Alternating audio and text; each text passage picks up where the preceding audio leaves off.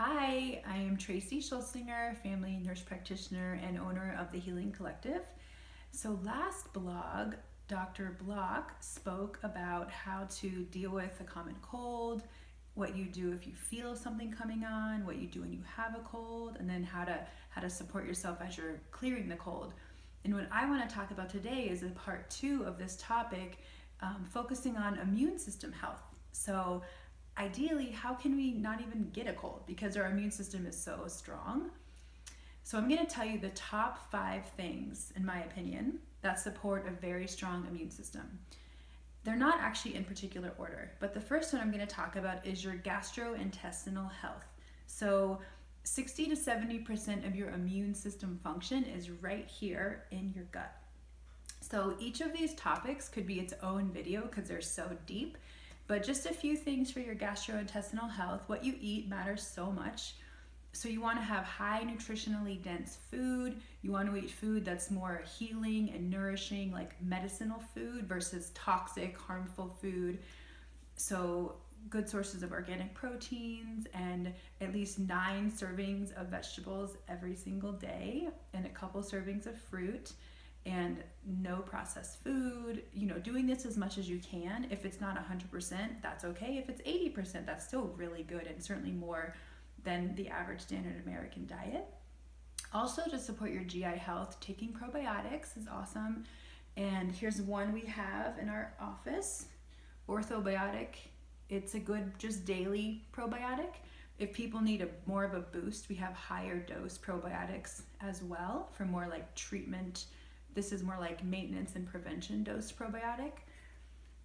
And there are others as well. There's also prebiotics, which you can take like optifibroline, or there's prebiotic vegetables like asparagus that's raw and raw garlic. There's others as well. And avoiding the sugars and the stuff that feeds the bad bacteria like the candida and the opportunistic pathogenic infections, like things that can live in the gut that we can feed and help to grow if we eat bad foods that don't digest as well. That also can feed SIBO and it can feed parasites. So that's GI health. Number 2, in no particular order, is nervous system balance. So that's referring to stress, not having too much sympathetic nervous system overdrive and overwhelm, and allowing your parasympathetic nervous system to also be really in balance, which is your rest and digest. So some tips for this is just thinking about what am I gonna let go if something really bothers you, or what am I holding on to, and just knowing that actually is a choice a lot of the time, and having some things you can do if you are feeling really stressed out. Meditation's wonderful. I love the app called the Insight Timer for guided meditation, or to just help you time yourself if you want to just sit and listen to your breath for 10 minutes. Another wonderful thing you can do is take a bath with Epsom salt, about 2 cups. That helps detoxify you. It helps to relax your muscles. And then that gets you ready for sleep, which is my third one. Sleep is really important for your immune system. And a lot of people we see struggle with sleep. We will definitely do a series on sleep. What I'll tell you right now, just a few tips, is I'd recommend, if you have a hard time with falling asleep or staying asleep, set your alarm clock for an hour before you ideally want to get into bed. And that hour is your very special protected time for sleep hygiene.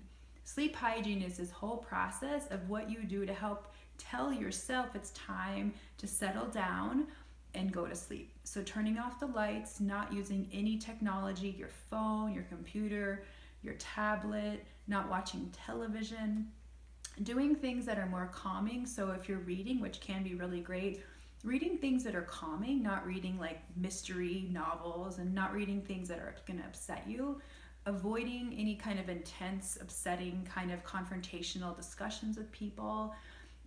Making the house more like moody, so like turning on your lamps versus your overhead lights, and perhaps some candles, drinking some warm tea, chamomile or sleepy time or kava kava can be really helpful. So really making sleep set aside as something that's so important that you protect it with that hour before you want to actually be falling asleep. The next one is your nutrition. So that certainly does influence your GI health a lot.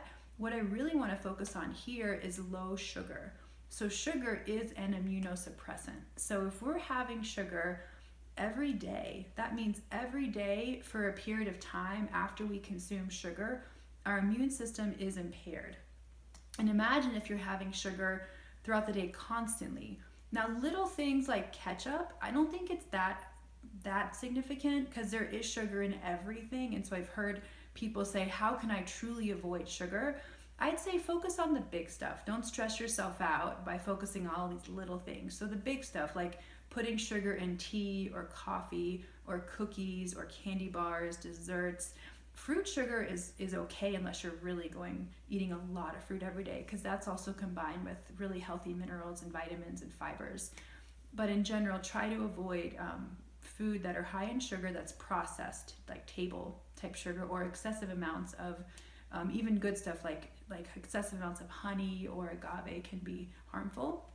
But what is okay is stevia and monk fruit or erythritol.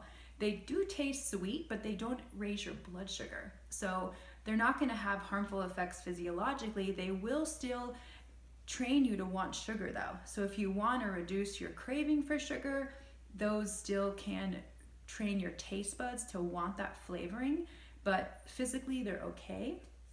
And then the last thing is that there's supportive supplements that can help a lot if you feel like you are getting sick a lot and some of these things you're already doing and they're just not working for you, or you don't feel like you can do all these things and you want some other support. So I mentioned the probiotic, vitamin C. This is Excellent C.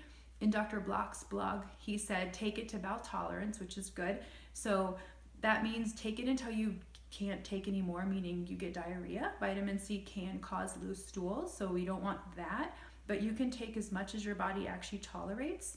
So that could be 2 of these a day, it could be 4 of these a day, it just depends on what your body tells you is okay.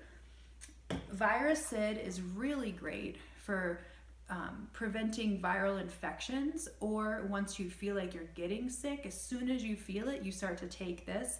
You would do 1 to 2 every hour if you feel like you're getting sick, or if you just want to maintain your health and prevent opportunistic viral infections, or if you know you have a chronic viral infection, like if you have Epstein-Barr or cytomegalovirus, for example, you can do 2 of these every single day. Your level of vitamin D in your blood is super important. This is vitamin D with K2. This combination is really healthier because your relationship with vitamin D and calcium, and how the vitamin D will enhance your absorption of calcium, which we want to go to your bones. But if you have low vitamin K2, it can go to other parts of your body. So always taking vitamin K2 if you're taking vitamin D or calcium is important. If you don't know your blood level, I would say just to do 5,000 IUs of vitamin D every single day, but even better is to get your blood levels checked and try to be between 50 and 80 in your blood.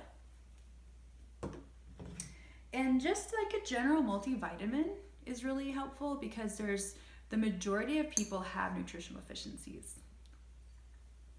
And lastly, for people that really need more help, IgG, this is immunoglobulin. This actually is an immunoglobulin that you can take to increase your own immunoglobulins in your body. So this is one type, and then we also have another type in the office that's awesome called SBI Protect. This one is from colostrum, so people who have dairy allergies may react, and the SBI Protect is from blood, so it's okay for people who may have a dairy allergy. So just in conclusion, 5 super important things to help your immune system: GI health, nervous system balance, sleep, nutrition, and supplements to support you. Be well.